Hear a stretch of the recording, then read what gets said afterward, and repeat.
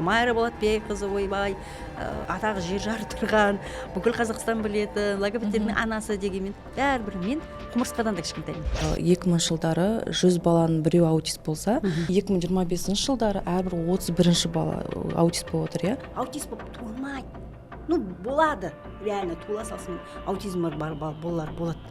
Бірақ ол процент өте аз. Илон Маск болып кетеді, Томас Эдисон болып кетеді деген ойдан уже арылу керек. Я уже принять надо.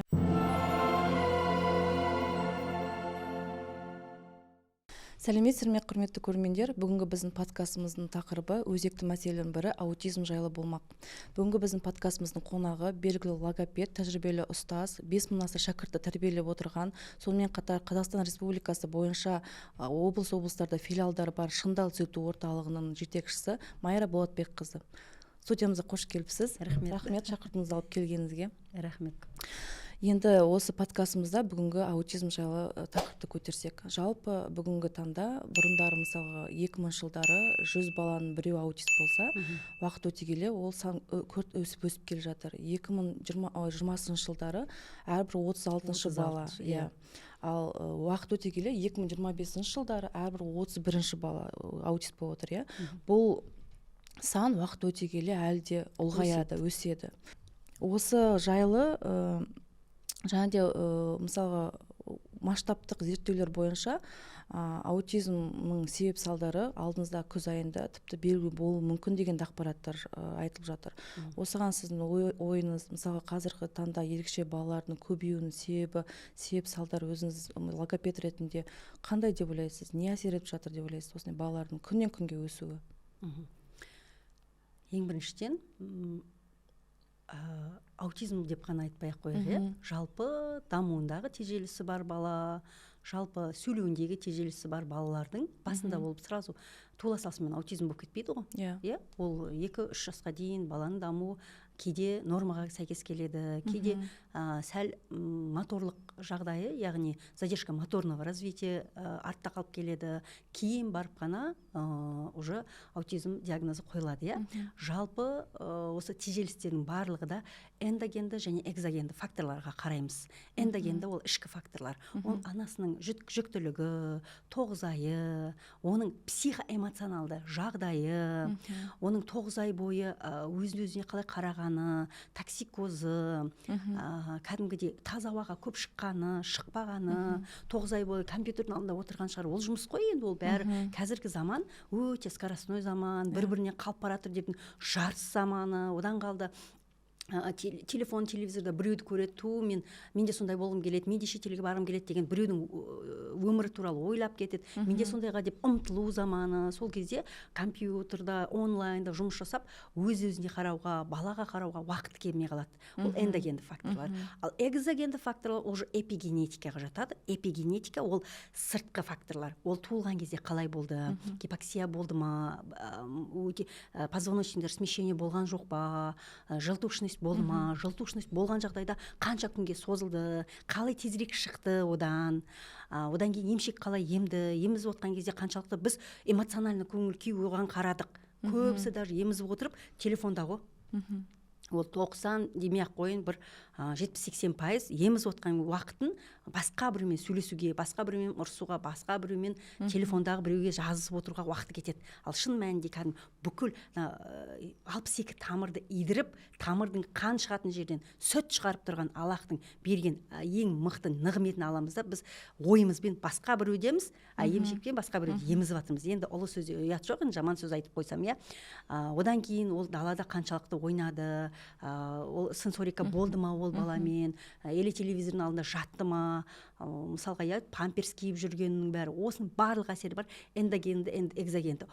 Бір ғана фактор, эндогенді фактормен ғана аутизм болып кетпейді, или экзогенді фактор, эпигенетикамен ғана өтіп кетпейді. Екеуінің де 1% болады. Әсер етеді. Соның барлық әсер етеді. Түсіндім.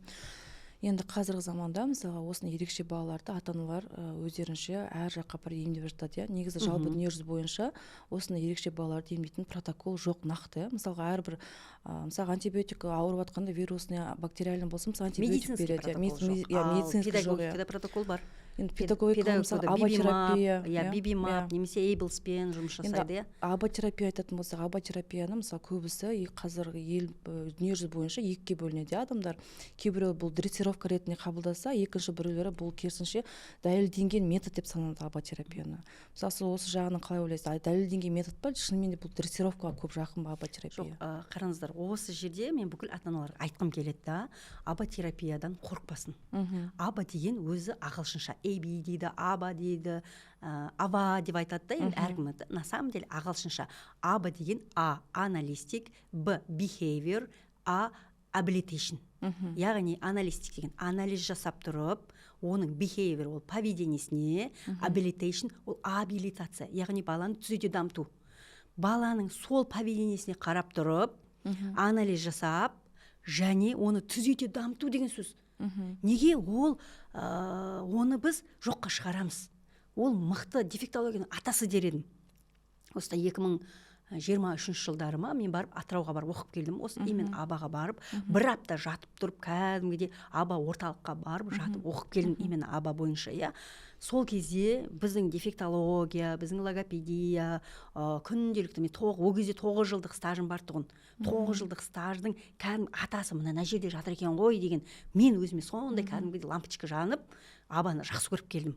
Сол үшін абадан, ол дрессировка деген кезде, егер ол балада шынымен рептильный ми болса, егер ол баладағы әлі поведенческий іс-әрекеті, ойлау қабілеті өте төменгі лурия бойынша бірінші деңгейде болатын болса, бірінші блокта болатын болса, онда ол методом кнутом и пряникада, пряникта орнына мысалы жаңағы желе беру мүмкін, мармеладка беру мүмкін, жаңағы чипс беру мүмкін, басқа беру мүмкін. Ол кезде басқа қалай о баланы сіз қалай манипулировать ете аласыз.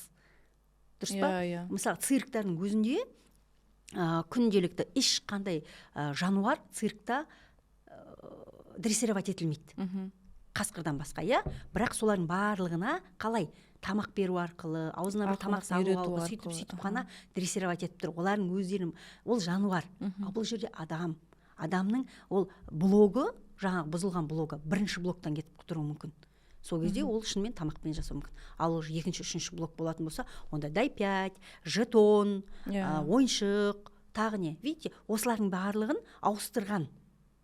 Сол үшін тек тамақтан дейтін болса, тамақпен де болады ол. Ол прям тамақтың өзін жоққа шығаруға болмайды. Тамақпен де болады, и жаңағы жетонмен, дай 5-пен бір ойыншық береді да, оған ұнайтын ойыншық соған. Соны жасап тастайды да, сол ойыншық береді, и все, поиграет, и қайтадан ары қарай жұмыс жасайды. Видите, главное бізге сол іс-әрекетті жасатып алу. Сол үшін абаға мен өзім құптаймын. Біздің орталықта аба-терапист бар, стажы да көп. Мен өзім аба-терапист емеспін, абаның методикаларын қолданамын, бірақ өзім әркім өзінің шымшық сойса да өзінің қасапшысы сойсын дейді ғой. Кәдімгідей мен өзім мысалға 12 жылдық стажым бар. Басында нені үйрендім, солармен кәдімгідей мен көзім жұмып тұрып дыбыс қоямыз, көзім жұмып тұрып апыс жасаймын, көзім жұмып тұрып кәдімгідей массажын жасаймын. Соларға жақсымын, жаңағы именно консультацияға жақсымын, өзім соны жасаймын. Ал қалған мысалы поведенческий абаға жіберем, запускқа басқа біреуге жіберем, сөйтіп жіберем да, мен өзіме ұнайтын, өзім жаныма жақын, который мен оны көзім жұмып тұрып жасай аламын дейтінде, соларды алам. Видите, маған бәрі керек деп сөйтіп ала бермейміз. И әр мұғалімнің өзінің фишкасы бар. Соған байланысты жіберем баланы. Түсінікті. Енді басқа ем түрлеріне келсек, мысалға қазіргі көбісі стимуляция түрлерін қолданады балаларға. Бак-терапия, ТКМП, СБН, ВЧТ өте көп та, томатисті көп қолданып жатады. Мысалы фонематикалық слух жаңа есту қабілетін жақсарту үшін. Сонымен қатар наантроптардың түрлерін қазір балаларына береді әртүрлі. Содан кейін наантроптың басқа жаңа блокадный укол жасап жатады Ташкентке барып балаларына, аутист балаларға. Содан кейін ем түрлері айта берсек өте көп. Мысалы сол ем түрлерін мен өз басым балама барлығын қолданып шықтым десем де болады. Барлығын. Пересадка столовых клеток мысалға, соны жасадық. мысалы 70% бізде Грузияға барғанда айтты, біз гарантия береміз балаңызға 70% дегенде көп қой. Айтты да осы баланы сөйлеп кетуі мүмкін деп сол отанда жасадық. Одан кейін томатис курсына, бірнеше курсына Санкт-Петербург қаласына 3 рет алып бардық. ТМС қалып бардық Ташкентке, осы Астанада НЦДРда жасадық, Алматыда жасадық, Санкт-Петербургта Бехтер институтына алып бардық. Өте көп жерлерге алып бардық.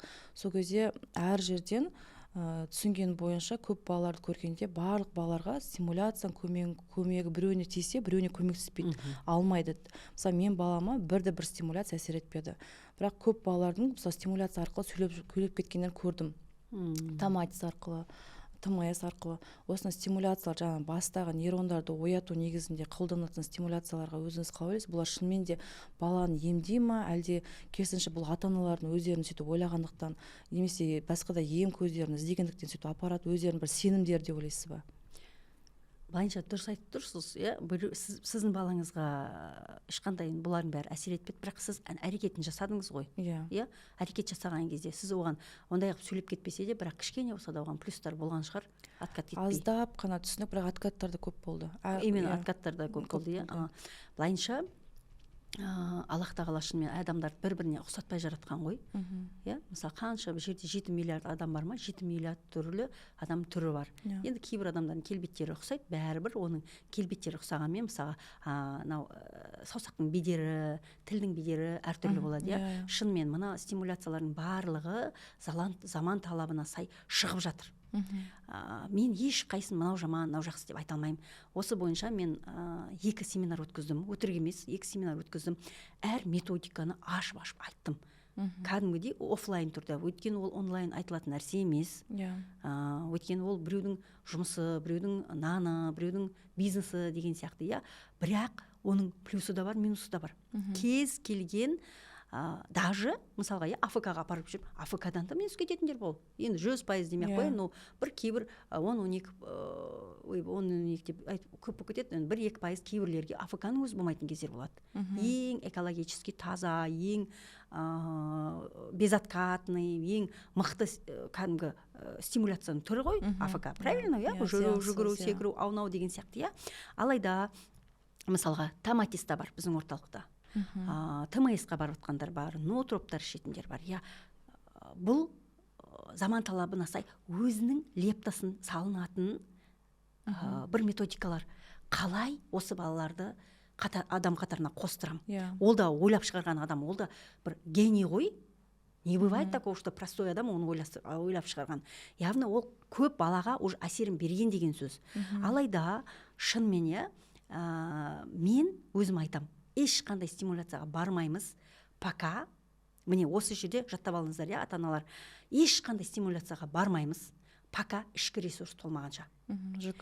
Пока, ішкі құрылыстағы, мысалға, кәдімгідей өзінен бір ферментизация, бір ішектегі бір-біріне ары қарай өтпесе, күнделікті түшіп тұрмаса, ұйқысы дұрыс емес болып тұрса, осылардың барлығы жасап жатқан стимуляция деген ол ояту, мидың ішіндегі нейрондарын ояту, ары қарай кәдімгі ойлату, баладағы жасамай тұрған нәрсені жасатқызып тұру, иә? Алайда ол балаға мысалға томатис, ТМС, сол моментке мысалға мына жаққа, оң жаққа, сол жаққа қояды, бірақ баладағы іште мысалға аммиачный көп шығар. Мүмкін іштегі тяжелый металл бар шығар. Мүмкін іштегі мысалға ЖКТ-да тек жейтін тамақтардың бәрі әппақ шығар. Я жасыл жемейді, фиолетовый жемейді, қызыл жемейді, оранжевый жемейтін болып тұрса, оған ТМС, БАК, микрополяризация, ВЧТ-лардың бәрі қандай әсер етуі мүмкін? Мына жақты оятасың, мына жақта бәрі қалып қалса. А кишка у нас всему голова. Кишка всему голова деген сөз бар. Болды. Егер сен бір жағың ақсап атса, давай мен мына жағым ғана күшті істейді, мен мына аяғым күшті істейді, осы аяққа көп нагрузка бере берейін деп, бір аяқпен ақсаңдап жүре алмаймыз ғой. Біз ғана биовидтің ішінде прямоходящий, біз ғана. Түсініңіз ғой, яғни мынау тұр. А біз осыны стимуляция жасап, бастыға ғана стимуляция бере береміз, мынаусы қалып қалады. Қалған көп биовидтардың бірі, көбісі мынандай прямоходящий емес, бас былай тұрады да, былай тұрамыз. Түсініңіз ғой, ол маймыл болсын, жануар болсын, жылқы болсын, бәрі осылай не прямоходящий, олар осылай тұрады.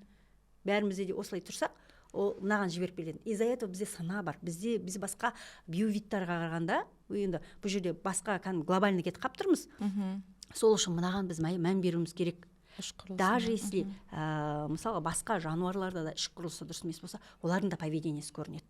Поведение деген сам по себе біліп алыңыздар, сіз үшін ғана емес, мына жерде енді жалпы халыққа, ата-аналарға, жалпы білмейтін осы салаға енді келіп жатыр, немесе баласымен не істеу керек екенін білмей жүрген ата-аналарға арналған ғой бұл подкаст, правильно?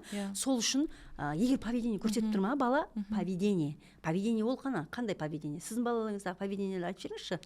Өз-өзін ұрады, мысалы өзін ұруы мүмкін, киімін тістейді, ағасын жеңін айғайлайды, сосын көп айналады, столдың үстіне отырмайды, мысалы сабақта 45 минут бойы кейде тұрып кетеді, отырмайды. Енді поведенческий баламда көп негізі поведение бар.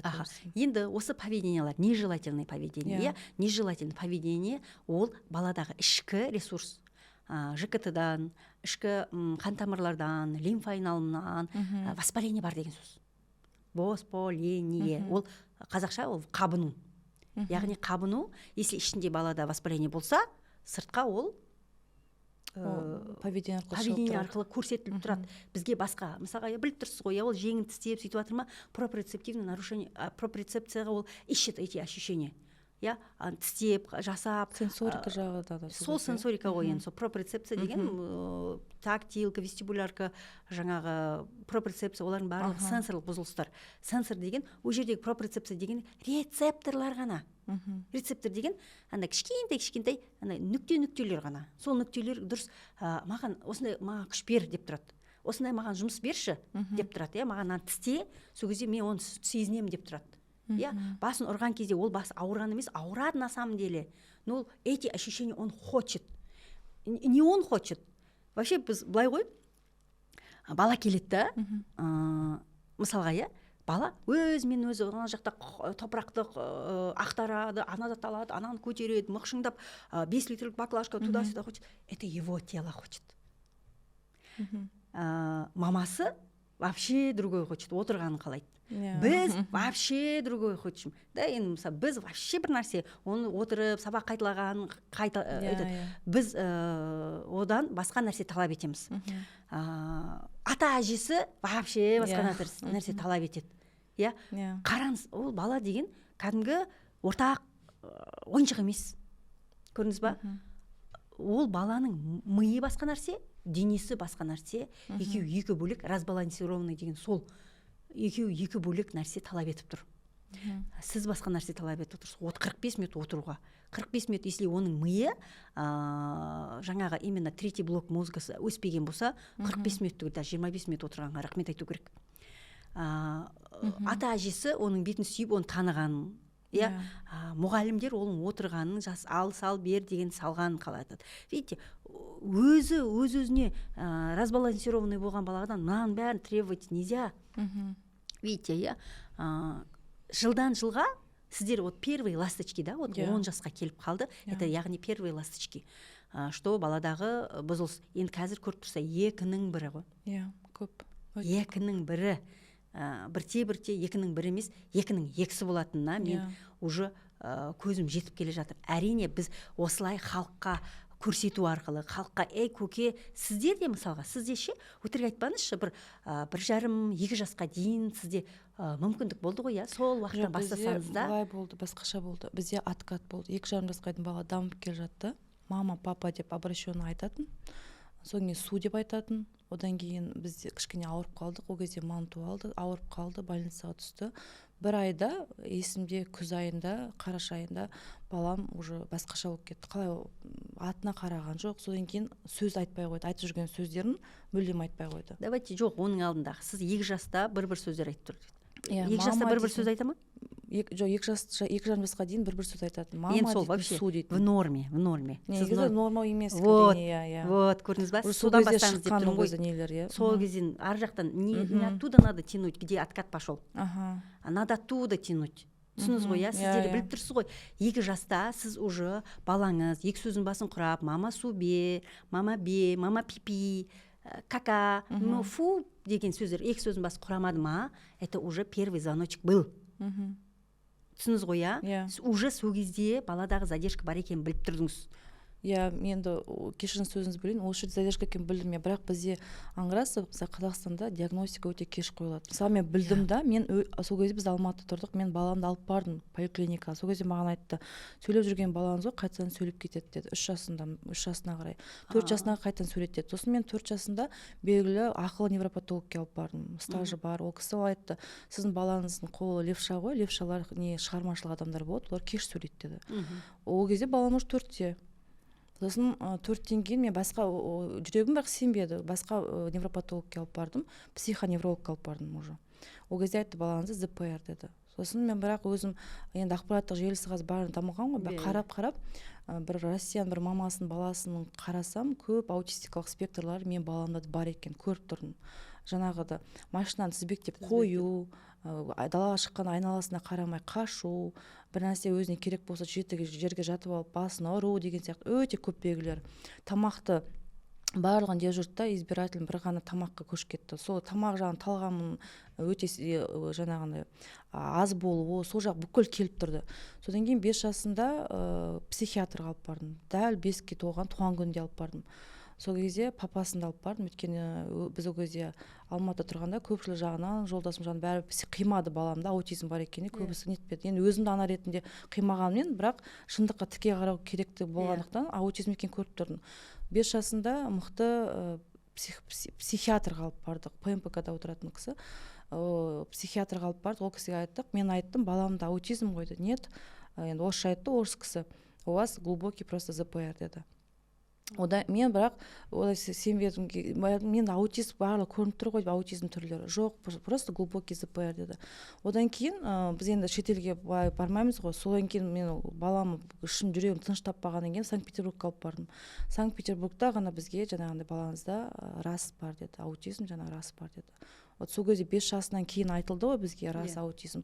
Одан кейін мен біз инвалидностьқа енді баламыз келіскен ана қимайды ғой, инвалидность алғымыз келмеді, мүгедектік. Содан кейін 7 жасынан асқаннан 7 жасынан уже толып барғаннан кейін бірақ біз уже мүгедектік алдық баламыз, жаңа аутизм диагнозы бойынша. Мен айтқым келгені біздің Қазақстанда диагностика жағынан өте кеш дамып келе жатыр. Баланы 5 жасқа дейін реабилитация алу ең жақсы уақыт, сол уақыт 5 жасқа дейін. Иә, дейін 5 жасқа дейін. А енді көріп тұрсыз, мен 5 жасқа дейін диагнозды әр жерге барып қойдыра алмадым. Керісінше уже Россияға шыққаннан кейін 5 жасынан асып шыққаннан кейін Қазақстанда тек 7 жасында қойылды диагноз. Уже біз уақыт өткізіп алдық, кеш. Бірақ оған дейін біз емдер алып жүрдік. Мен оған қарамай жаңағы нанотроптарын алдық, стимуляция жасап жүрдік.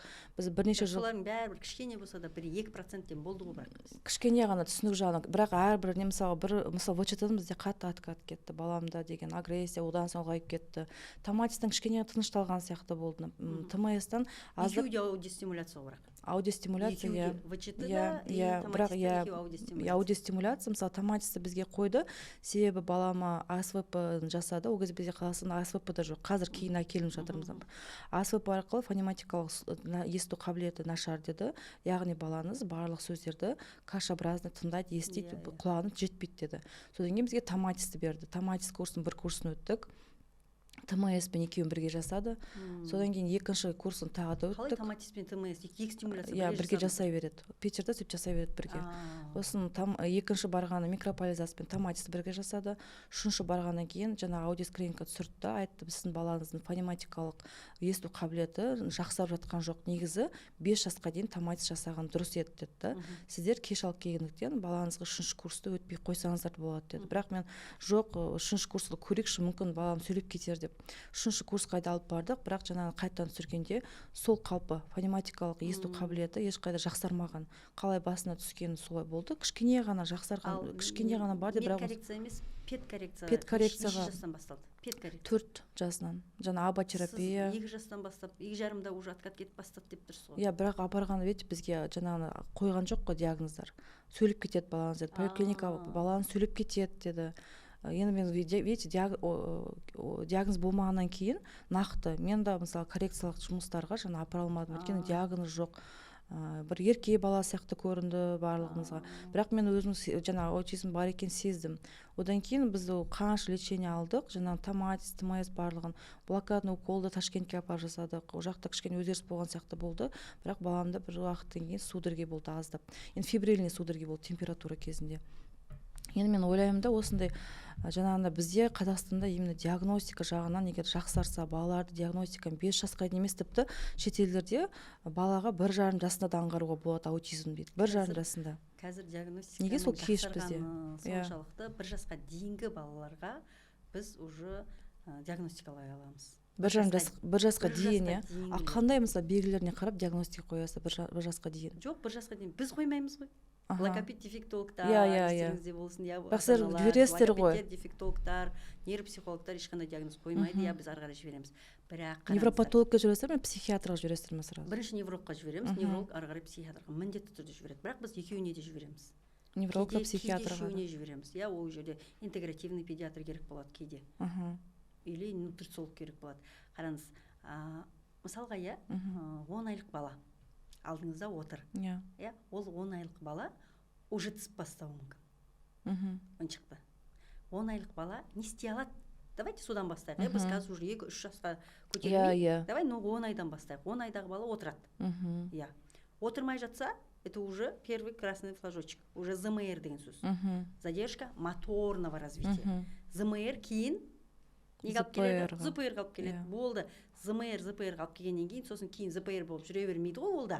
Рас. Или басқаға ұласып кету мүмкін, или нормаға шығу мүмкін. Жұмыс жасалса әрине, Сол ЗМР ертең кейін. 10 айдағы бала 2 қолына ағаш, не береді, ол бәрін әзірге 1 жасқа дейін аузына салып көреді. Сөйлеу аппараты, ауыз, для него это әлемді зерттеу аппараты. Әзірге. Аузына салады, көреді, бір-біріне ұрады, жерге ұрады, көрсетеді, ол кәдімгідей совместное внимание жасайды, қуанады, келген екі қолын көтер дейді. Вот это все уже кішкентай 10 айлық балада уже болу керек. Егер шақырған кезде атына шақырса қарайды, 10 айлық балада уже указательный жест бар. 10 айлық балада. Ал 1 жаста 12 ай. 1 жаста уже бірте-бірте қас-қас тұра бастайды. Егер қас-қас тұрмай жастырма, 1 жас 2 айға дейін күтеміз. Это норма. Неврологтар обязательно айтады. 1 жас 2 ай, 12-14 ай. Егер осы айдың ортасында бала жүріп, яғни аяқ қол жүгіріп бастаған кезде миға көп сигнал келеді. Жатқан кезде қандай болып жеді? Ол аз ғана сигнал кіретін. Ал қалай аяқ қосылды, мықты сигналдар келіп бастайды, и уже бала жүгіріп бастайды. Сол кезде ғана біз уже 1 жаста баладағы гипоксия бар ма? Уже баланың басынан, черептің түзу, әдемі, гладкий болып тұрма, или ортасында ғана извилиналармен орталар бөлініп тұрма? Соған да қарау керек. Еңбегінің қаншалықты, қай кезде жабылды, қай кезде жабылған. 3 айда жабылып қалатындар бар. 6 айда жабылып қалатындар бар. 1,5 жылға шейін жүре беретіндер де бар. Видите, это все сіздің баланың ішіндегі мидың ішіндегі созревать етіп, ол ішіндегі дефициттарын толып, ол бүкіл денеге тарқап, ішкен жегеннің бәрі ылодәретпен шығып жатқанын осыдан білуге болады. Түсініп тұрсыз ба? Яғни уже сіз дәпті уже 2 жасқа, 2 жас деген 365 күн, 700 күн бар бала. Сіз 700 күннен кейін бір сөз айтты дейді ма? Мен уже 700 күнде бір сөз айтты ма? Значит, уже ЗРР был. Айтып тұрмын ғой, ешкім аутист болып туылмайды. Болады, реально туыла салысымен аутизм бар балалар болады. Бірақ ол процент өте аз. Өте аз. Шын, генетический поломка болуы мүмкін, басқа әке-шешесі курящий болуы мүмкін, басқа болуы мүмкін. Все может быть. Но в основном мұндай емес. В основном қолдан жасалған. Қолдан жасалған есептесе. Маған көбісі қолдан жасалғанда емеймейді. Қараңызшы, сіз 1 жастан, туыла салысымен 2 жасқа шейін қаншалықты сіз дамыттыңыз? Қаншалықты ол телефон көрді, қаншалықты ол далада ойнады, қаншалықты ол ішіп жегеніне мән бердіңіз? Неге 1 жаста, неге ровно 2 жаста сіздің балаңыз 2-ақ сөзден қоспай 1 сөзден айтты? Неге? Потому что у него гипоксия была. Гипоксия бар, Ал оның басы сол гипоксиядан басталады. Гипоксия ол ішкі, внутриутробный гипоксия, или сыртқа шыққандағы гипоксия болады. Оның өзі де бөлінеді, правильно? Вот гипоксиядан басталды, а гипоксияның үстіне тағы бірден келеді. Қосылды ғой яғни. Желточность қосылады. Киста да бізде балады, кейін аңғарып бар екен. Видите? на самом деле осы вот эта точка была 2 года ваша первичная точка. Я 2,5 жастағы. Но сіз 2 жастағы точкаңызде уже ол жерде гипоксичный уже ЗРР стоял. Нейросонография өтті кішкентай кезінде. Сол кезде бізге айтқан басында су бар деп, жидкость бар деп. Бірақ ешқандай оған ем ештеме жазылған жоқ. Бірақ жидкость бар екен. Қазір қайдың бар негізі басына аздап су. МРТ-ға сосын кейде 5 жасында түсіргенде 5 жасында жаңа киста шықты, гипоксия, су басында. Яғни оған дейін бала кішкентай кезінде жаңа болған басында бәрі. Былайынша су бар дегенде ше, былайынша біз қарапайым тілге айтуға түсіндіруге тырысамын мен халыққа. Су деген өте болады барлығымызда. 1 жасқа дейін это норма, 1 жасқа дейін. Кішкене су болады. Кейбіреу үлкен сумен туылады, гидроцефалия болып туылады. Но кішкене су ол норма. 1 жасқа дейін көп қимылдаса, массажға апарса, бассейнге апарса, күнге солнечный ванна көп қабылдаса, детрин берсе, кәдімгідей қол аяғына күнделікті сенсорить етіп, жаңағы шәлімен, басқамен көп кәдімгідей таза ауада көп жүрсе, баяғыдағы бала, біз қараш үйде тұрғанбыз ғой, баяғы заманда біз адам. Қараш үйде тұрғанбыз, Құдайдың құтты күні біз ана этаждан түспейміз. Құдайдың құтты күні далада болатын баяғы заманның адамдары. И детриді күнде алатын. Даже сумен туылған бала 1 жаста уже су кетіп қалады. Енді су кетпей тұр. Есептеңіз, кара, вот этот головная кара стоит, череп стоит, ішінде кішкене су бар на шетінде, ішінде ми тұр. Біз любой бала туылған кезде 6 миллиард нейронмен туылады. Ол күнде өседі, сағаттап өседі даже бала. Есептеңіз, лялечка болып, 1 айлығында туылған лялечка 12 айда уже кәдімгідей дәпті болып, уже кәдімгідей килограмм болып тұрады. Яғни ол деген сағаттап өседі. И мидағы нейронда да басы тоже череп вот так растет, ана жерде там пустого места нет, чтобы расти. Енді ортасында орысша қосып жіберіп жатырмын, реніш болмасын, енді сол үшін ана су кетпей тұрады. Ана миының өсуіне мүмкіндік бермейді, и ана қысылады. Гипоксия осыдан болмай ма? Енді түсініп тұрсыз ғой, гипоксиядан деп сізге айтып тұрған себебім де сол. Не үшін? Из-за гипоксии 99% гипоксиядан келеді. Негізі Қазақстанда көп невропатологтар гипоксияның емдеу протоколы жоқ, гипоксияны көбісі емдемейді, ол өзі кетеді деп. Қимылмен кетеді былайынша. Өзі кетеді до года. Но после года уже жұмыс жасау керек. Реально жұмыс жасау керек. Түсінікті. Енді осы кішкентай кезінен өскелең уақытына айтсақ, мысалға бала қазір көбінесе үлкен жастағы балалар, аутист балалар өте көп. Көбінесе коррекциялық орталықтар 5 жасқа дейін алып жатады, 7 жасқа дейін, одан өскен балаларды алмай жатады. Мектепке бара жатқанда да ата-аналарда көбінесе жаңағыдай мәселелер туындайды, немесе балада поведенческий болса, жаңа үй жағдайын оқытуға жіберіп жатады. Ол өз басында да бар. Осыны мысалға көбінесе ауылда тұратын ата-аналар бар. Олардың да әртүрлі ерекше балалары бар. Ол жақта көбінесе коррекциялық жұмыстарды жасайтын мамандар жоқ, жетіспейді. Ата-аналар қайда апараларын, балаларын білмей жүреді, қалай жасап, қайда емдетеміз, қандай коррекциялық жұмыс жүргіземіз деп. Осындай мысалға ауылда тұратын ерекше балалардың қандай оларға көмек ретінде онлайн ба, немесе ол балалардың емдеу жағына қалай өзіңіз ойлайсыз, қалай емдеуге болады, оларға қалай көмектесуге болады, ол балалардың поведениясына, өйткені ол отбасыға түсетін үлкен күш қой. Ең бастысы ата-анаға түсетін күш деп ойлаймын. Қайда барарын, қай тауға соқпа, қайда барарын білмей жүреді осындай балалармен. Осы туралы өзіңіз қалай ойлайсыз? Қандай көмек көрсетуге болады, қандай жағдайлар жасауға болады осындай балаларға ауылдағы? Осы кезге дейін шынымен YouTube каналым бар. Осы кезге дейін қаншама үй жағдайында не істеуге болады, сабақтардың бәрін өтіп келе жатырмын. Первично ата-аналарға қолдау керек. Реально. Ешқандай ештеңе керек емес та, тек қолдау керек. Морально біріншісі. Одан кейін уже егер қасындағылар мүмкіндік болса материально. Бірінші қолдау керек. Екіншіден, кәдімгі біздің есіктің алдындарында бәрінде баяғыда турник тұрады. Әртүрлі жаңағыдай лошадкалар сияқты тұрады. Мінетін тұрады, түсетін тұрады. Құдайдың құтты күні сенсомоторлы жұмыс керек қой. Сенсомоторлы жұмыс арқылы кез келген гипоксия, кез келген бұзылыс, кез келген задержка осыны дұрыстауға болады. Сенсомоторлық жұмыстар, иә, ұстап жатыр, уже есіктің алдында шөп бар, шөпті жұлғызамыз. Енді трудотерапия үлкен балаларға, иә. Еңбек терапия уже. Ештеңке адамды ер баланы ер қылатын тәрбие емес, еңбек. Иә, сол үшін сіз оған онда еңбек жаса деп көтергізіп қоймайсыз ғой. Уже шөптің сарняктарын жаңағыдай арам шөптерін примерно, иә, арам шөптерін ауылдық жер туралы айтып тұрмыз ғой. Иә, ауылдық жерде. Жаңағы арам шөптерді бір көрсетесіз, мынау арам шөп, мынау арам шөп емес. Мынау маған керек помидор, картошка, а мынау соның арам шөбі. Осыны ғана жол деп жасайды. Бірақ олар кәдімгідей жақсы көріп тұрып жасайды ғой, видите? Мысалға, осы кейін бірте неге, мен кейін өзім ойлаймын да, неге аутизмі бар балалардың көбейіп жатқаны бізде осознанность аз болып кеткен. Ата-аналар жағынан. Ата-аналар ғана емес, жалпы адамдардың осознанность. Все мы делаем на автомате. Иә, бірден кез жасап жатыр, басқа нәрсе жасап кетеміз, басқа нәрсе. А ол балаларға мысалы жақсы, өзін жақсы көретін бір жұмысын берсең, өліп талып, 100 емес 200% зейінін соған салады да. Иә.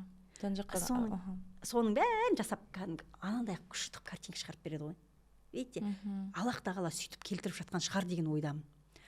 Бұл бір. Сосын ауылдық жерде кәдімгідей кішкене сауатты болса, уже бірте кәдімгі коррекциялы орталықтарда көбейіп жатыр ғой, алайда АФК керек болады.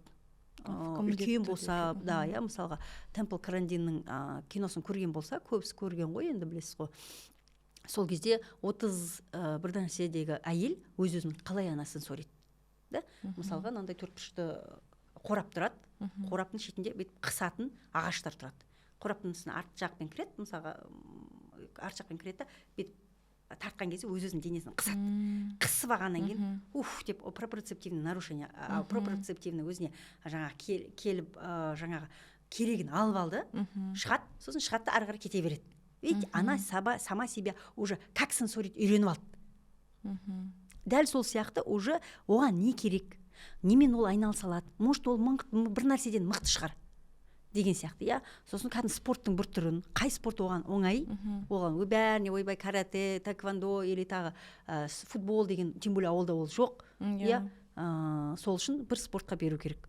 Ол спорт, мысалы, мектеп, ол жерде, бәр жерде бірақ мектеп бар, мектептің дене шынықтыру мұғалімдері бар. Сол бір мұғалімді сөйлесіп, күнделікті АФК жасауына қатеп жалдаса да болады. Иә, сол бір. Сосын үй жағдайында реально оған бір бөлме, кәдімгідей оған уже жағдай жасау керек. Ол күшті болып кетеді, или ол кейін мынандай, мысалы, Илон Маск болып кетеді, Томас Эдисон болып кетеді деген ойдан уже арылу керек. Я уже принять надо, да. Иә, менің миссиям сол, ерекше баласы арқасында мен өзімнің аналық махаббатты 100% беруім керек. Мысалы, менің аналығымның өзі на автомате болып кетуі мүмкін, если бәрі нормально болса. Понимаете? Мүмкін семей сол кезде бүкіл махаббатым соған берем деген сияқты. Ол жерде де плюстарын табу деген сияқты. Видите, ауылдық жерде сосын компенсация деген көп қой. Бір жақсы жер қалаға қарағанда, иә, далаға көбірек шығады, балалармен көбірек ойнайды, жер үйде тұрады көбінесе, жер там, жер үй, қандай киіз үй емес, кәдімгі дворы бар, мал бар, тағы не, мысалға далада көбірек жүреді деген сияқты, осындай кәдімгідей көп. Сонымен жасай алады. Ауылдық жерлерде құдайға шүкір компенсация жасалынады. Баяғыда да ЗПР-лар болған. Баяғыда осыда, мысалы, мен 45 жыл бұрын өмір сүрген кездерде, мысалға, классымызда ЗПР балалар болатын. Ол кезде бірақ оларға ЗПР деп қойылмайды. Қойылмайды. Біріншіден, сосын эпигенетика ғой. Далада күн ұзақ далада ойнайды. Күн ұзақ бір нәрсе жасап, ана жаңа пық деп ататын нәрсе жасау үшін ана спичканың шетін алып тастайды, оны салады, оны нығыздайды, қорғасынды күйдіреді, одан басқа бір состояниеден екінші состояние жасайды, оны атады, оны ләңгір жасайды, оны тебеді. Сөйтіп өз-өзімізді дамытып, уже моторикасы дамый бастады, сенсорикасы дамый бастады. Жан-жағына зерттеу, балалармен ойын арқылы былай дамытып тастайды. Естің алдында ойнаса ше, доп арқылы, басқа арқылы. Үстіп ЗПР-ларымыз қазір кәдімгі бизнесмен мықты болып кеткен даже. Түсініп тұрсыздар ма? Сол сияқты. Ал қазір бізде ол жоқ қой.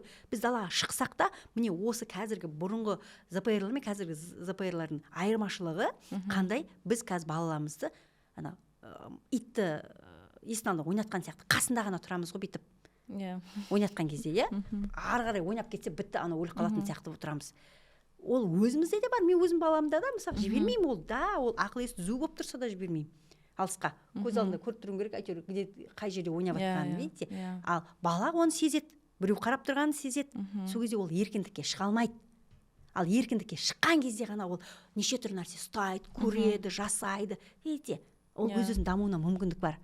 Қазір мүмкіндік жоқ. Біз қазір бәрі, еще біз кейбір ата-аналар бар, тәпті гиперопека, аппақ қылып киіндіріп қояды, құлап кетсе деп сүртеді. Мына қалтасында бір влажный, ананың қалтасында бір влажный салфетка тұрады. Ол рас. Оның барлығы сіз есептесеңіз, ананы қарасаңыз ше, ана деген тек теплица ғой. Ана бала ертең қандай өседі, қалай сүрінбейді, құламайды, не мұрнынан никогда мұрынбоқ ақпаған, мұрынбоғын жемеген деген сияқты да.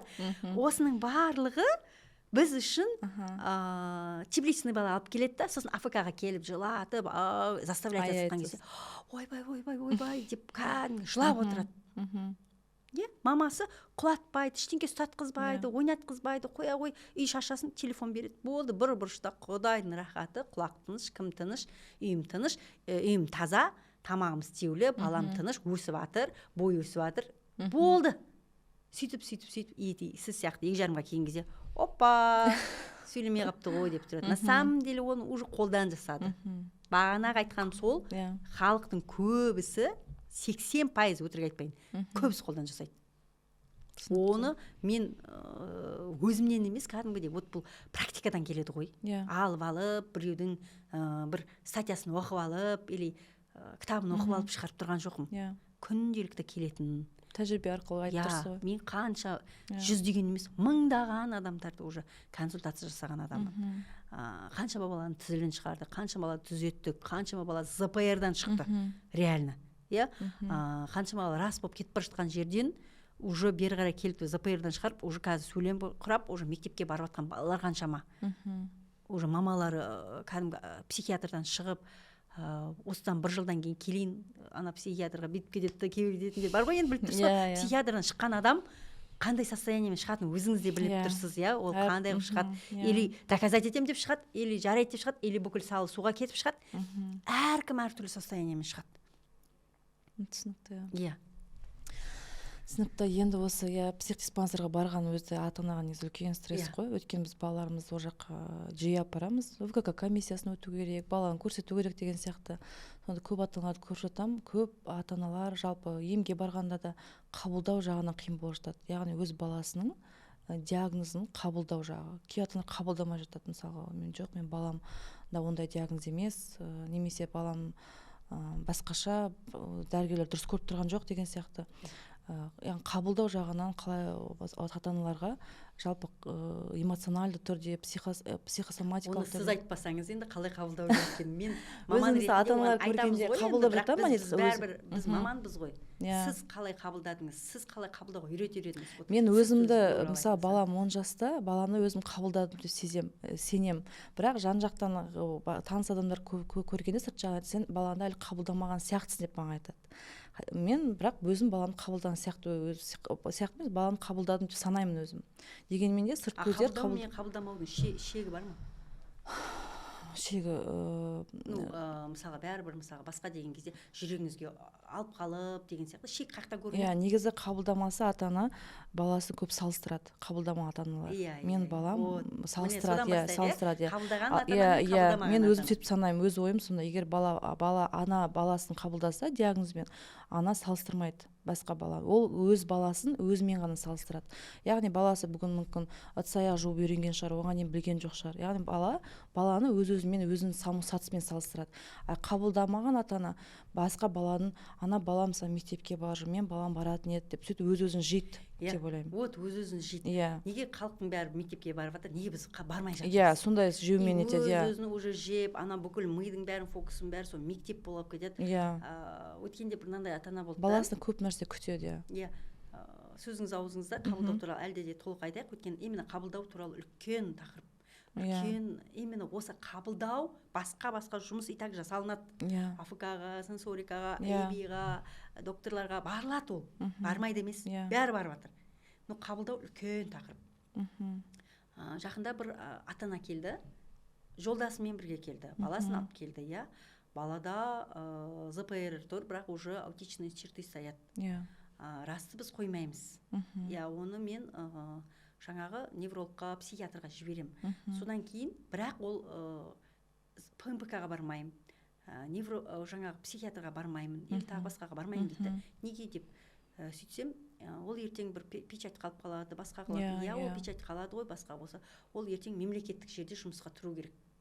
Мен айтам, мемлекеттік жерге жұмысқа тұрмақ тұр, мемлекеттік жерге бірінші оқуға кіріп алсыншы, мектепке кіріп алсыншы. Бірінші сол туралы айтайықшы, давайте. Неге біз мемлекеттік оқу туралы жаңағы именно білмеймін, неге ана зациклена на то, что жоқ, ол мемлекеттік жерге жұмысқа тұру керек.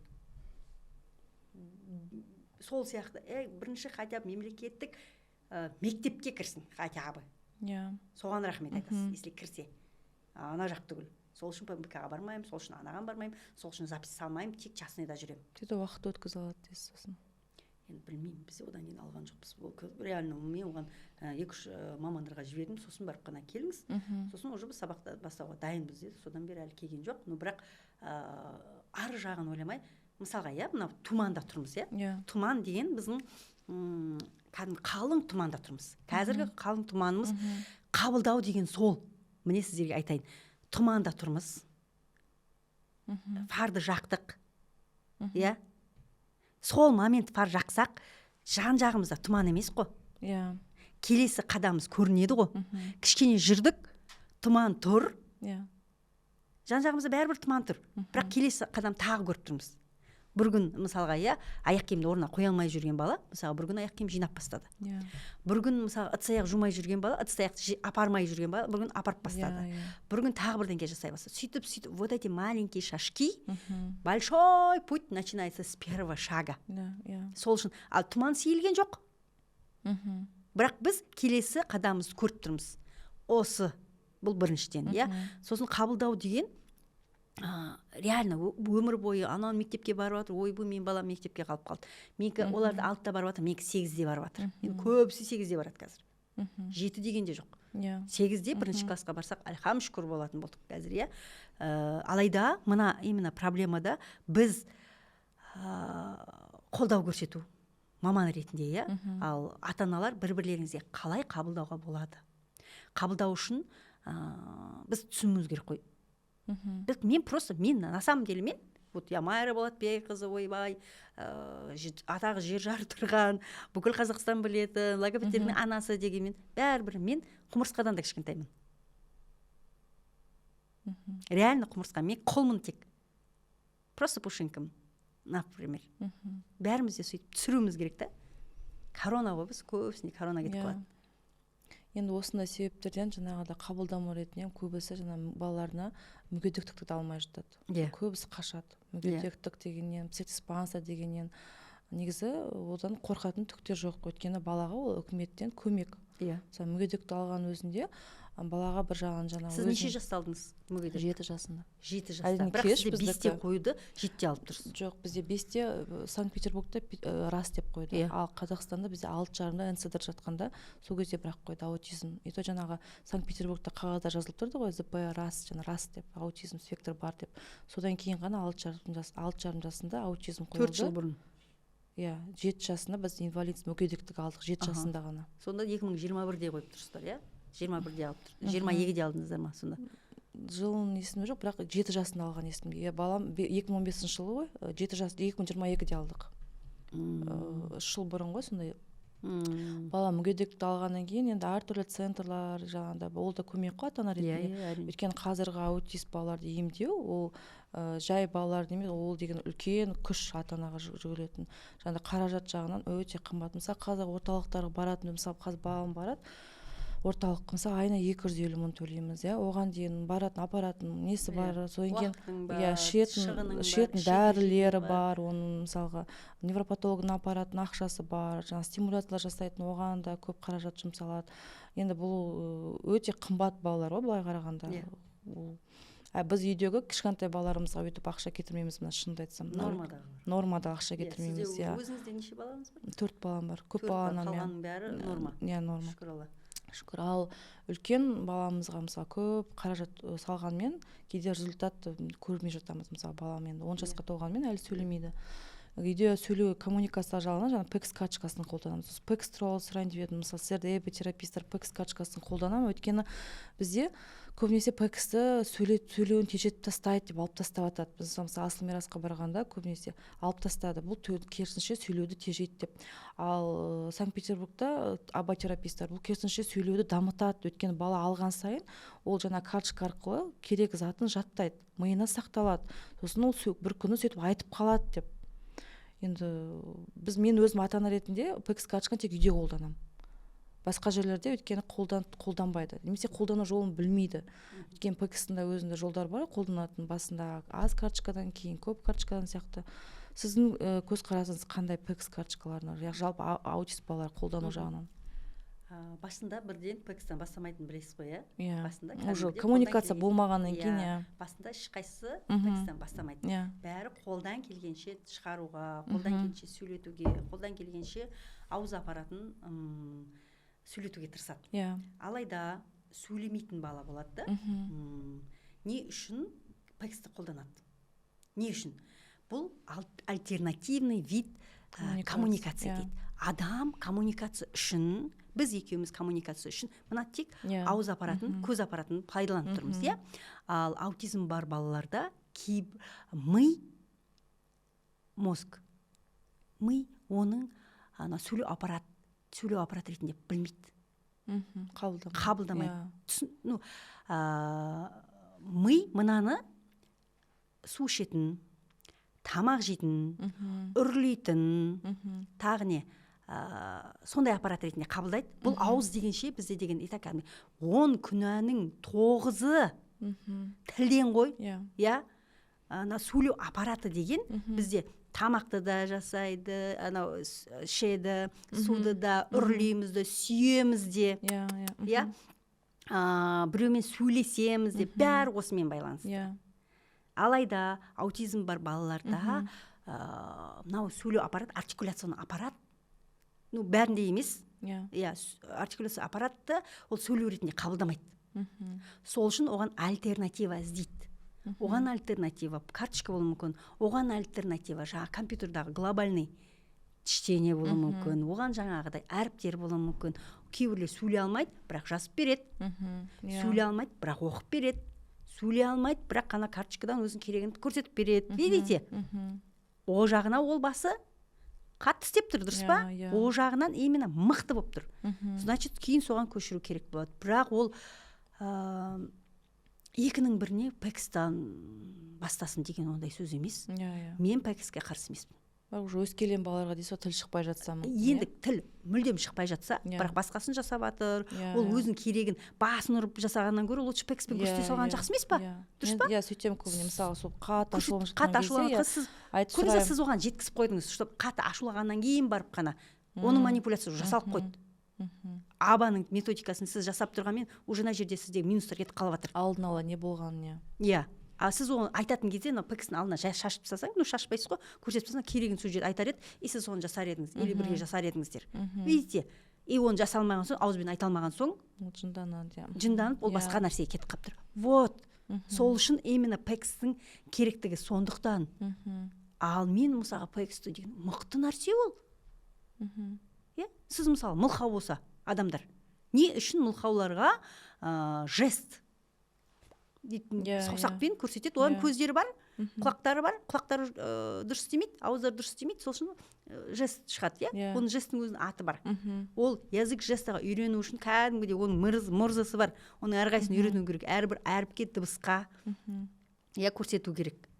Дәл сол сияқты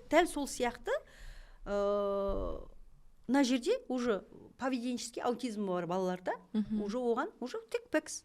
Потому что они только визуальны. Визуально. Вот, сол үшін керек нәрсе ол. Түсіндім. Енді сізде Қазақстан Республикасы бойынша шыңдал түзету орталығы орналасқан бірнеше қалаларда, білуімізше бар. Енді сіздерде түзету орталығында көбінесе қандай жағына мән бересіздер? Сізде АФК, сенсорика жағынан, логопед, дефектолог, аботерапия бәрі бар деп отырсыз. Күнделікті, күнде, мысалы кейбір центрларда күн ара жасалынады жұмыс. Ал сіздерде қалай? Күнде жасалынған балалармен? Біздің орталықтың бір өзіндік бір системасы бар. Шынымен бәрін группаға алып келіп алып, ішінде біреу ЗР отырды, біреу ЗПР отырды, біреу анау, біреу мынау отырмайды. Бізде тек индивидуальный сабақтардың барлығы. Әрбір бір баламен бір мұғалім. Бір бала келеді, оған тек АФК сенсорикаға ғана керек. Бір балаға керек АФК сенсорика еще ЭБ керек болады. Бір балаға керек тек логопед керек. Дұрыс па? Кейбіреулерге тек логомассаж керек болады. Кейбіреулерге анау, кейбіреулерге мынау. Болды. Солай қана біз подбираем ему коррекцию и сонымен жүргіземіз. Но основной біздің контингент сенсориктар, яғни носи, нарушение обработки сенсорной интеграции. 1 жас, 1,5 жастан бастап, 1 жаста келді, көрдіңіз ба? Сөйлемей тұр, дене мүшесін көрсетпей тұр, уже жүгіріп бастады, уже сенсорикасын дұрыстаймыз. Егеде уже мынаусы келіп шығарамыз. Основной масса. Сосын ол кезде тек сенсорикаға келеді, даже АФК-ға бармайды. Видите, 1,5 жастағы бала, оған АФК-ға барып, үйінде есін алдына жүгірт бар, но мы сенсорику сделаем тебе. Вот. Сол үшін бәрін под одну гребенку кіргізіп сөйтпейміз. Әр бала индивидуальный. Сол үшін үйге көбірек тапсырма, жауапкершілік біздің мойнымызда емес дейміз. Бірден кіре салысымен айтамыз. Жауапкершілік ата-ананың мойнында. Біз тек оған көмекшіміз. Біз тек әлемде 24 сағат болса, бір күнде 8 сағат ұйқыға кетсе, 16 сағат. 16 сағаттың жартысы анауысына кетіп қалды. 6 сағат, 10 сағат болды. 10 сағаттың бізде 40-80 минутын ғана аламыз. 10 сағаттың 80 минутын бізде ма ответственность жоқ, ата-анада. Сол үшін мынаны біз жасаймыз, үйде соның бәрін көп қайталаймыз. Мынаны біз жасаймыз, үйде соны қайталайсыз. Болды. Бірінші сабаққа сол үшін кіргіземіз. Полностью бірінші сабақ көріп жасайды, дәл соны үйде жасауыңыз керексіздер. Осылай қып келтіреміз. Сол үшін мынандай бәрін бір кіріп 3-4 сағаттан бетіп жасамаймыз. Кәдімгідей әр қайсынікі бөлек-бөлек. Өткені консультацияда жасаған кезде бәрін зерттеймін мен. Кәдімгідей отырып алып, үйде оқыраймын ғой. Не бывает такого, что бәрін бір под одну гребенку салғанға. Негізі қазіргі балаларда көбінесе сенсорикалық бұзылыс көп, көп балаларда. Тіпті сол сенсорикалық бұзылыстан балалар сөйлемей жатады, басқа жағына бәрі жақсы, сол сенсорикалық бұзылыс болуынан ақ. Мысалы сенсорика жағын дамытуды үй жағдайында кішкентай кезінде ата-аналар мысалы қалай жасағанда дұрыс үй жағдайында. Құммен ойнату, сумен ойнату, кішкентай жаңағыда қолдана макарондарды беріп қою деген сияқты, Сол үйдегі ата-анасының жұмысы негізі жеткілікті ме, әлде специалистерге барып тағы да сенсорика жағын жұмыс жасау керек пе? Или ата-ана үйдегі баласын сенсорикалық бұзылысын өзі қалай аңғара алады, мысалы бала өз ата-ана ретінде деймін. Былайынша сенсорика, сенсорлық қабылдауды дамыту ол 0 айынан бастап 1 жасқа шейін ғана болу керек. Одан кейін уже ол мамандармен істеліну керек. Егер үй жағдайында уже 2 айынан бастап сіз уже шылдырмақ көрсете бастайсыз, агу де бастайсыз, ойнай бастайсыз, көз алдында жүгіртіп бастайсыз. Көз алдына 2 түрлі қызыл, қара, осы 2 түсті көрсетіп бастайсыз. Ол кезде ертегі айтып бастайсыз. Емшек емізіп отырып, оған әндетіп отырасыз. Видите, это уже сенсорик, потому что сіздің денеңізді сезді, сіздің жылуыңызды сезді, оның көтеніне мысалға памперс кигізген жоқсыз. Ол бірінші по-маленькому шықты, жаңа кіші дәретке. Ол кіші дәретке шыққан кезде ол жып-жылысын сезді. Сәлден кейін ол суды, сәлден кейін мұздады. Осының бәрін сезді ғой. Сенсорика деген сол. Біз алып уже 2 жасқа келген кезде жоқ. Сенсорика үйде жасалыну керек. Ал енді 1,5-2 жасқа таман келіп, уже сенсорлық бұзылысты сіз біліп бастасаңыз, көріп бастасаңыз, мәссаған, мына балада бұзылыс бар, соның арқасында сөйлемей жатыр ғой дейтін болсаңыздар, ол өзі неден басталады? Уже мысалға примерно деген ғой, орташа есеппен алдына су тамып кетсе, шеш десе уже шеш деу мүмкін. Үйге келдік, бәрін шешіп тастайды.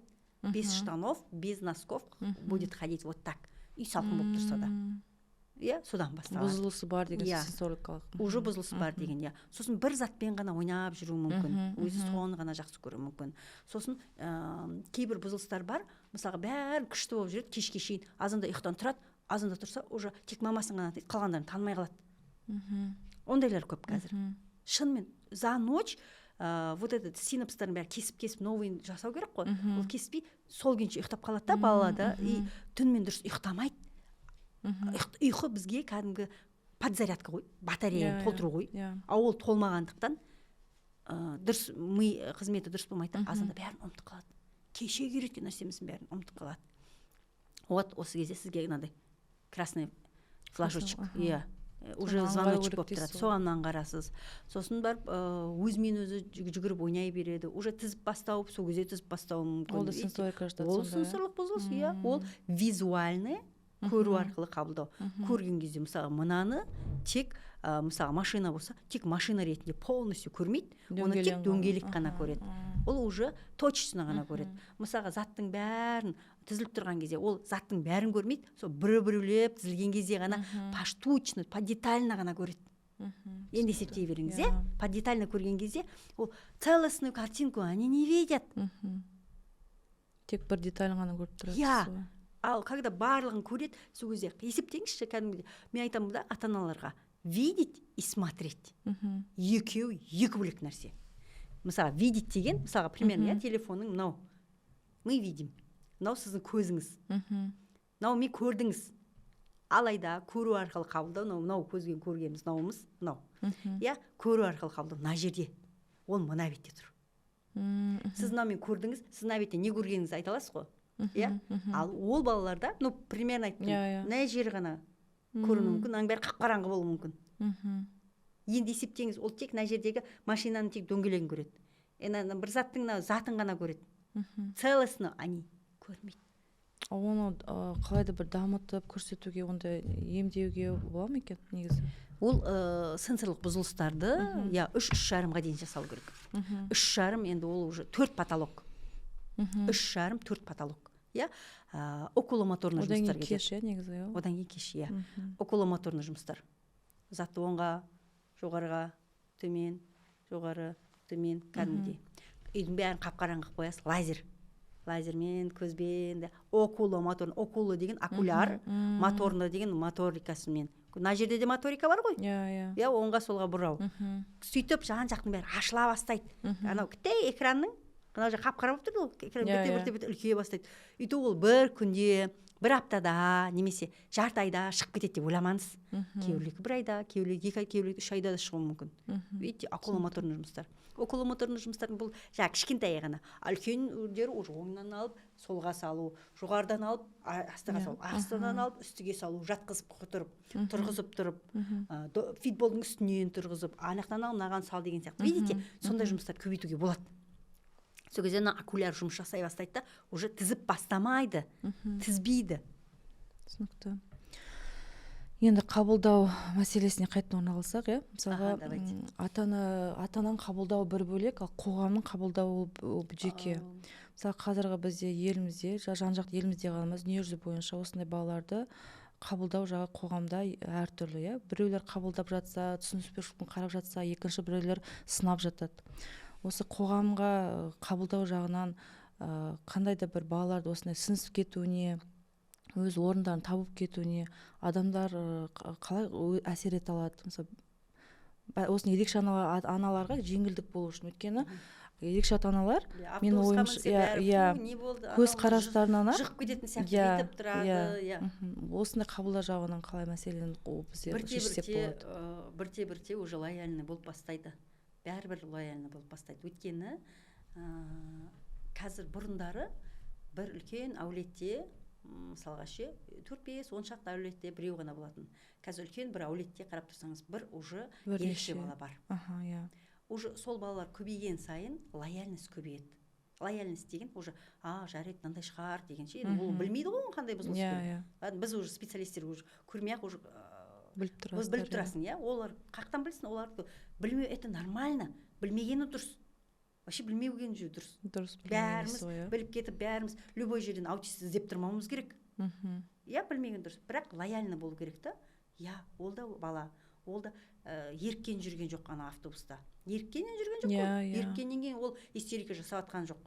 Ол үйдегі тәрбие емес. Көбісі айтып жатады, тәрбиесіз бала, неге тәрбиелемейсің деп автобуста жатады. Халық истерить етсе, халық ана жерде магазин ішіне жатып алса, анам бір нәрсе ұрласа, бітті. Ой, тәрбиесіз, әке-шешесі қайда көрген, қараған анам жоқ. Поведение деген нежелательное поведение, баладағы мінез құлықтық бұзылыс, ол іштегі баладағы воспалениенің барлығы. Баладағы мүмкін тәтті көп жейді шығар, мүмкін ақты көп жейді шығар. мүмкін крахмал көп жейді шығар, мүмкін баладағы басқа да воспаление бар шығар, мүмкін аммиачность көп шығар, мүмкін тяжелый металл көп шығар, мүмкін баладағы психоэмоционалдық состояниесін толықтыру үшін миға гипоксия болып тұрған шығар. Видите, біз оны алмай, қарамай, сыртынан біреудің баласының үкім жасап тастадық. Бізде қазақтарда, қазақ қана емес, вообще өмірде де сөз бар, не суди, да не судимым будешь деген бар, иә. Сол үшін кейін екінің бірінің үйінде болады. Бұл енді ойбай деп қарғаған деген сөз емес, бірақ уже көйіп келе жатқандығы соншалықты біз бұл этот процесс необратим. Вот реально необратим. Почему? Потому что заманауи техникалар көбейіп кетті. Бәрі еріншек. Сіз мысалы қолмен ыдыс-аяқ жумайсыз, кір жумайсыз. Кейбіреулер даже ыдыс-аяқ жумайды. Біріншіден. Еңкейіп пол жумайсыз. Иә? Жуасыз ба? Жумайсыз, швабра бар, иә? Оған шу. Робот присосы. Робот болсын, в общем. Бізде робот жоқ. Видите, сол тамақ істейтін болса жартылай қуырып, жартылай жаңағы мультиваркаға саламыз. Қолмен жаймайды, кейбіреулер жаймаға салады, иә? Тағы не сөйтіп уже до того біздің уже буындар, бел омыртқа, жақтан шығатын именно бел омыртқадан, копчиктан шығады бүкіл энергия. Оған энергия түскен жоқ. Сол әйелден туған бала уже энергетический блокта, бірінші блок Лурия бойынша энергетический первый блокта уже төменгі деңгеймен түседі ғой. Енді есептей берсеңізші, заман дамый бастаған сайын, заманауи техникалар мықтыланып, біз уже Марсқа ұшқан сайын, Марс ұшқан сайын, жақтағы өзіміздің кәдімгі қазақилығымыз, табиғилығымыз жұрдаймыз. Сосын ертең көбейеді деген, сондықтан мен ол жамандық айтып жатқаннан емес, бәрібір келеміз бәрібір соған. Түсініңіз ғой, сіз уже басынан бастап уже келесі поколениеде біліп отырасыз, жан-жақтағыларыңызға айтып отырасыз. Сіздің отбасыңыз осылай болып тұр ма? Көке ертерек қаралады. Көке ананы жасады. Көке мынаны жасады деп сізге уже беріп тұр ма? Сіз уже жан-жақты освещать етуге, көрсетуге, халықтың көзін ашуға сізге сондай миссия беріп тұр. Бала, за что не болады ғой, кеватын айтады ғой, бұл бала не үшін маған берілді деп айтып жатады ғой. За что деп айтпау керек. Осы арқылы мен не істей аламын? Не істей аламын? Что я могу сделать? Қандай миссияға беріліп тұр деп ойлану керек деп ойлайды. Мен не істей аламын және қалай дамытамын? Қалай мен дамытамын және жігітті дамытамын, өзімді. Бұл басқа біреуге емес, сізге беріліп тұр ма? Сізге беріліп тұр. Сізді өсіру керек. Сізді жоғарлату керек. Сіздің дәрежеңізді жоғарлату керек. Екі өміріңізге де қайырлы осы шығар.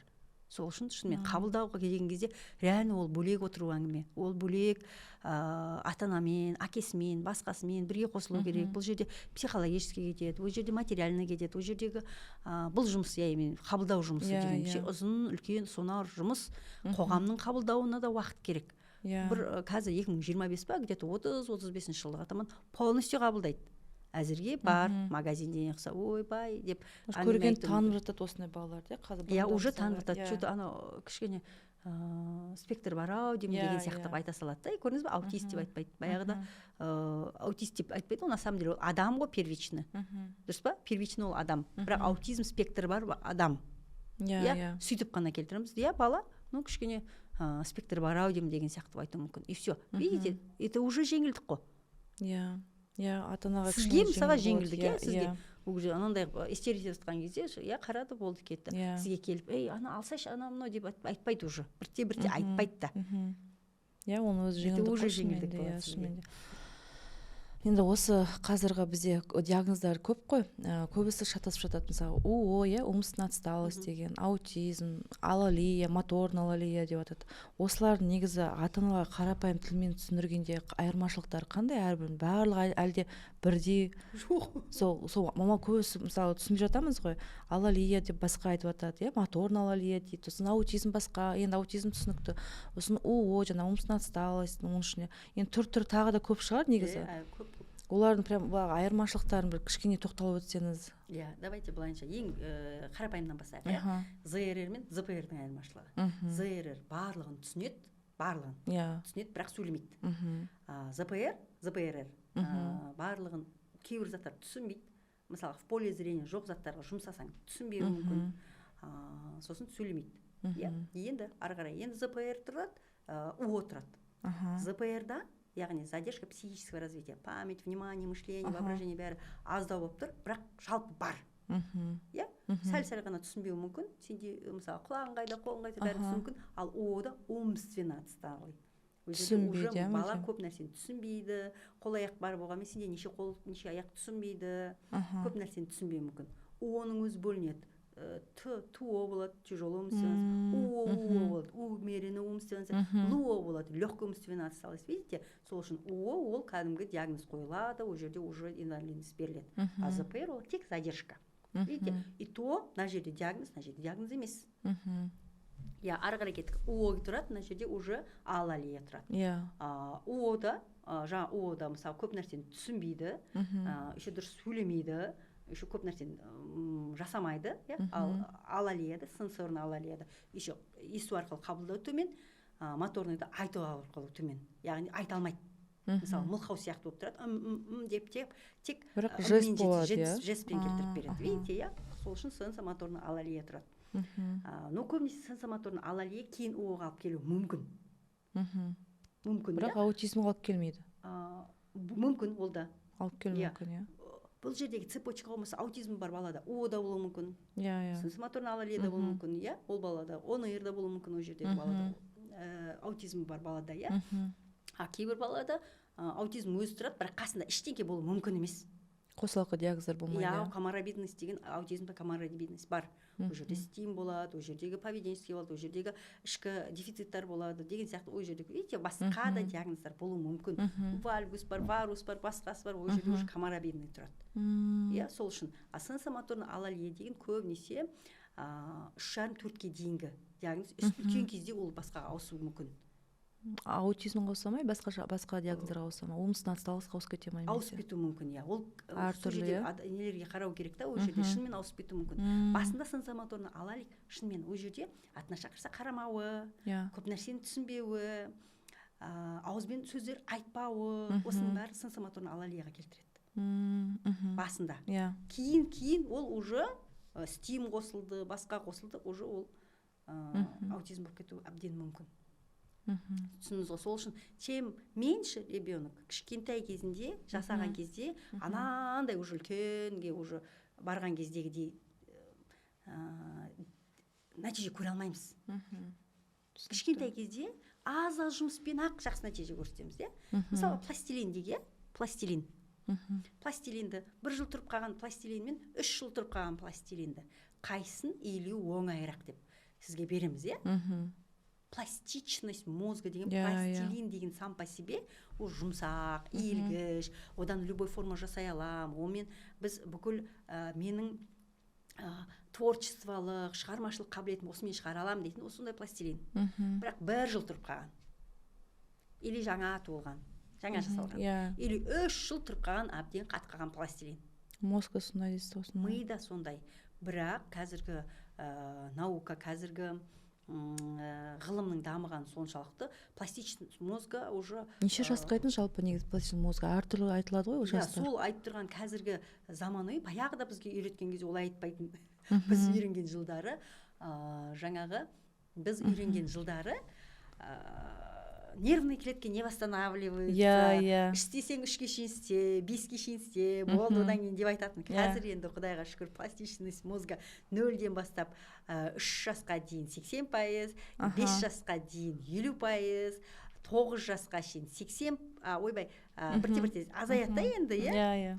30%, 13 жасқа дейін жатыр ғой. 12-13 жасқа дейін уже сөйтіп, уже 10-12% сөйтіп азайтып тастады, иә?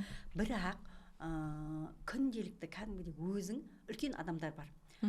Мен осыдан неше жыл бұрын Рюта Кавашиманың кәдімгі японский мұғалім күнделікті математиканы шешеткен. Кәдімгідей көп бет кітап, бірақ математика ішті. 2 қосу 2, 1 қосу 2, 3 алу 1, 2 алу 1.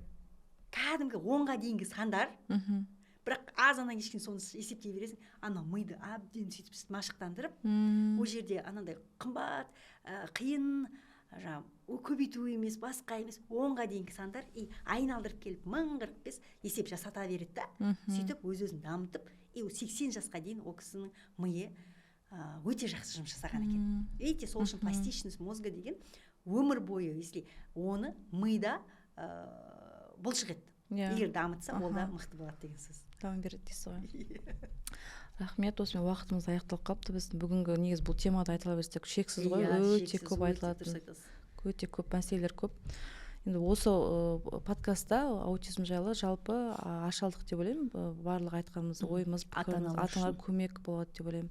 Сізге рахмет, осы барын айтып, бөлісіп ойыңызбен барлық бөлісіп жатқаныңызға. Иә, ата-аналар мойымаңыздар. Кішкентай ғана өзіңіз көбінесе ер адамдарға қарағанда әйелдер көбінесе біріншісін сезіп тұрады.